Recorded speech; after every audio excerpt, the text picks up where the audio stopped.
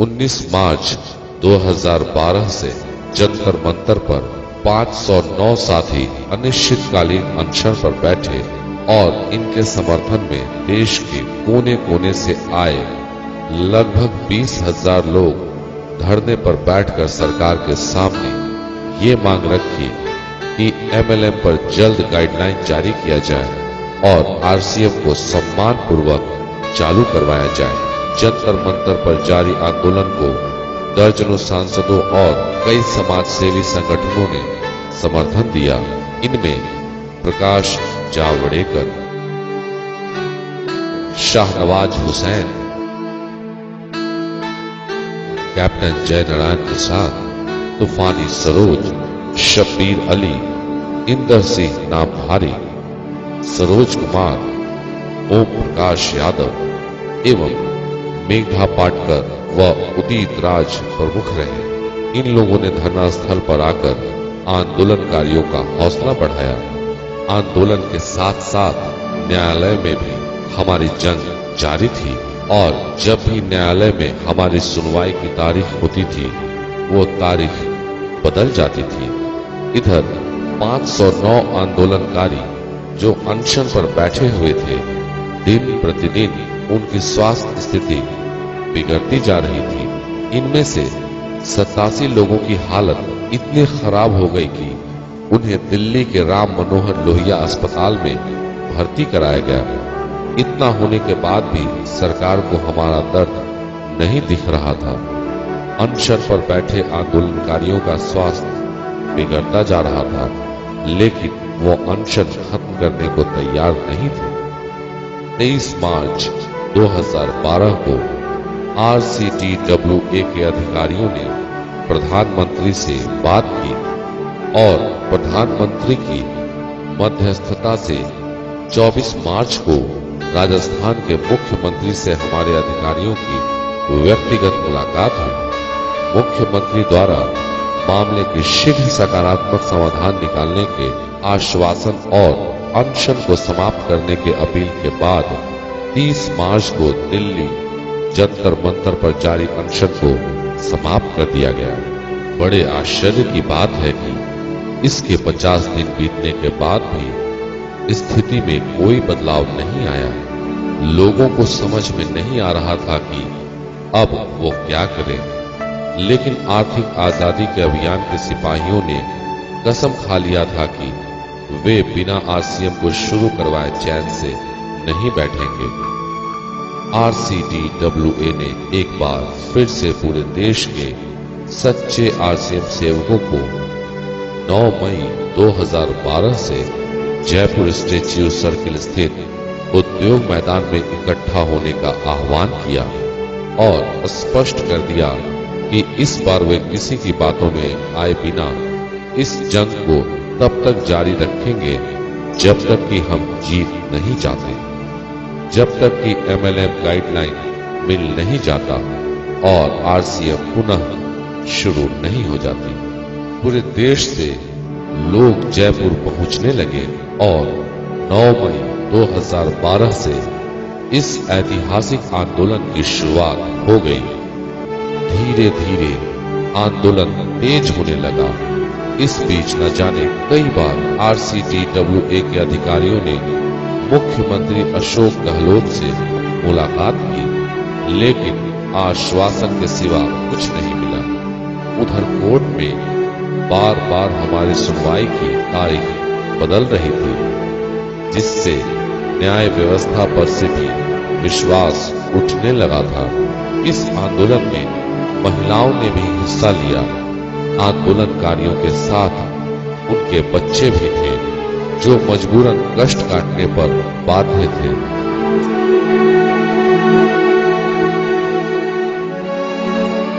सरकार की हठधर्मिता से इनकी पढ़ाई लिखाई बाधित हो रही थी और इनका भविष्य खराब हो रहा था। जैसे जैसे दिन गुजरते जा रहे थे, सरकार के साथ साथ प्रकृति भी इन आंदोलनकारियों का इम्तिहान ले रहा था। 9 मई 2012 को शुरू हुआ आंदोलन जून माह में प्रवेश कर चुका था और पूरे जोशो जुनून के साथ जारी था।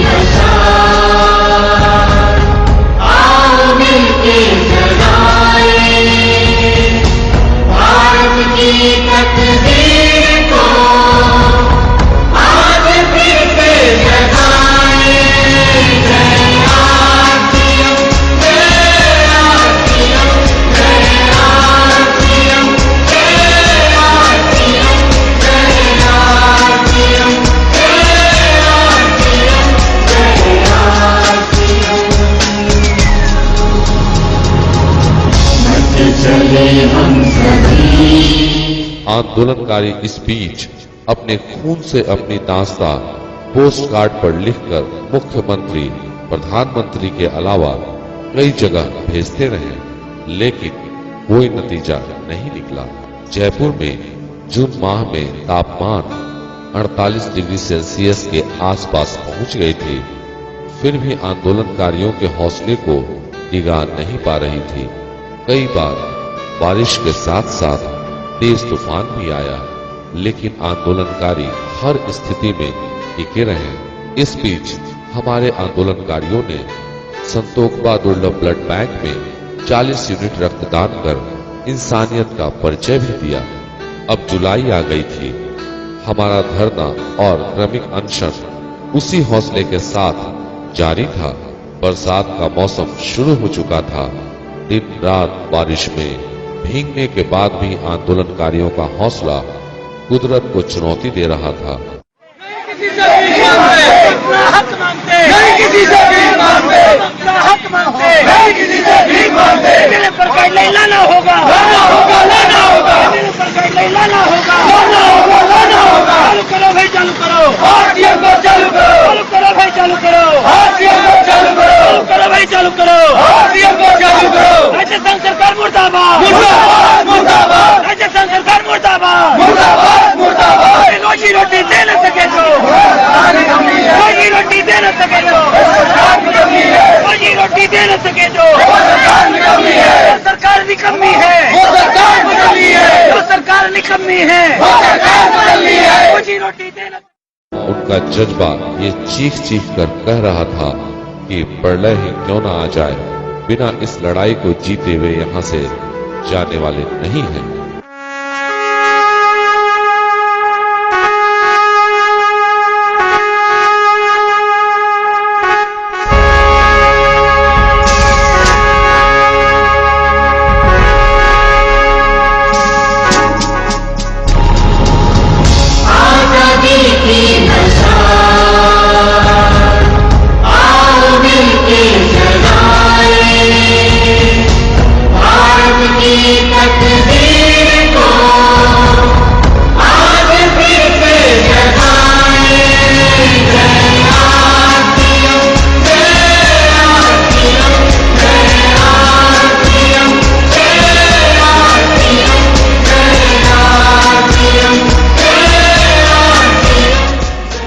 जुलाई को आंदोलनकारियों ने केंद्रीय मंत्री सीपी जोशी के पुतले को जूते से पिटाई कर अपना आक्रोश व्यक्त किया। इस आंदोलन के बीच भी कई समाजसेवी संगठनों व राजनीतिक व्यक्तियों का सहयोग व समर्थन हमें मिला। अब सरकार को भी समझ में आने लगा कि इस बार वो इन आंदोलनकारियों को बेवकूफ नहीं बना सकते। हमारा आंदोलन जारी था। जाना है हमको बस होशियार और शुभ कर्मन से। इस बीच मंगलवार 10 जुलाई 2012 को आंदोलनकारियों को ये खबर मिली कि 7 माह से जेल में बंद आरसीएम के 3 कर्मचारी राजकुमार माली जी, अशोक दीक्षित जी, और अरुण श्रीवास्तव जी की जमानत हो गई है।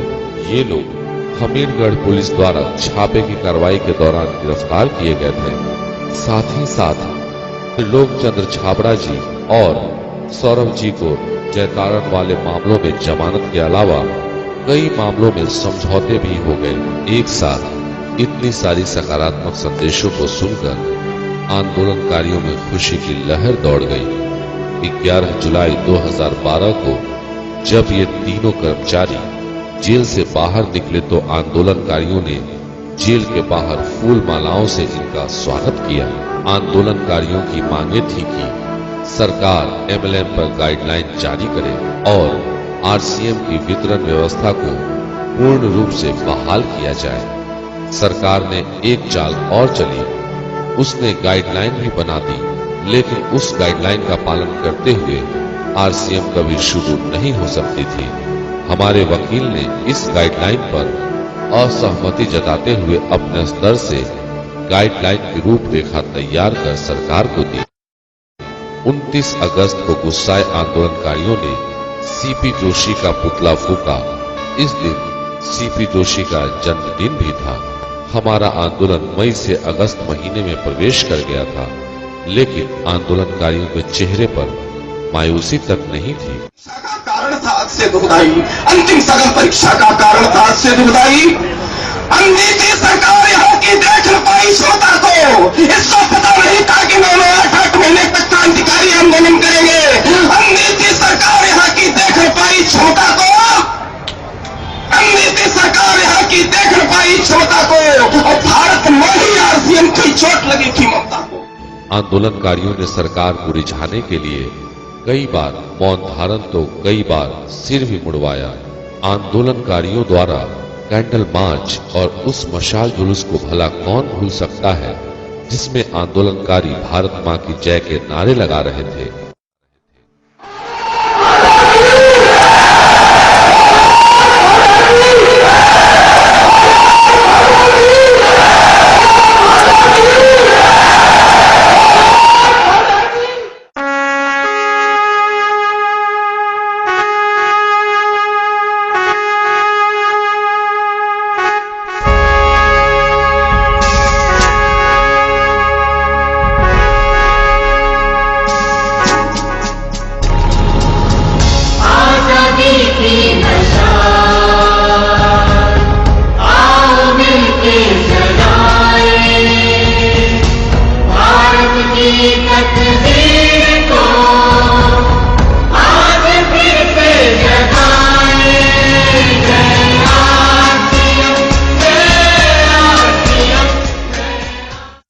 अब हवा का रुख बदलने लगा था।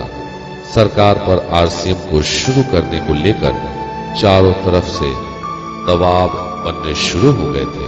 अब RCM आंदोलनकारियों की तपस्या रंग लाने लगी थी। शायद इसी कारण 13 अगस्त 2012 को राजस्थान के मुख्यमंत्री अशोक गहलोत उद्योग मैदान में चल रहे धरना और क्रमिक अनशन पर आए और आंदोलनकारियों की प्रशंसा करते हुए कहा कि आपका काम अब बहुत जल्द हो जाएगा। इन बातों से हमारे आंदोलनकारियों को ज्यादा खुशी नहीं हुई, क्योंकि इस तरह के आश्वासन उनको कितनी बार मिल चुकी थी। धरना जारी था। अब सकारात्मक खबरों का सिलसिला शुरू हो चुका था। 14 अगस्त 2012 को कंपनी के फ्रीज खातों को खोलने की याचिका पर हाई कोर्ट में सुनवाई करते हुए उन्हें खोलने के आदेश दे दिए। 15 अगस्त 2012 को आंदोलनकारियों ने आंदोलन स्थल पर ही झंडा फहराया। 4 माह तक अलग अलग भाषा, अलग अलग धर्म और देश के अलग अलग हिस्सों से आए लोगों का अपने हक के लिए आपसी प्रेम और भाईचारे के साथ बिना किसी आपसी मतभेद के जंग लड़ना कभी भुलाया नहीं जा सकेगा।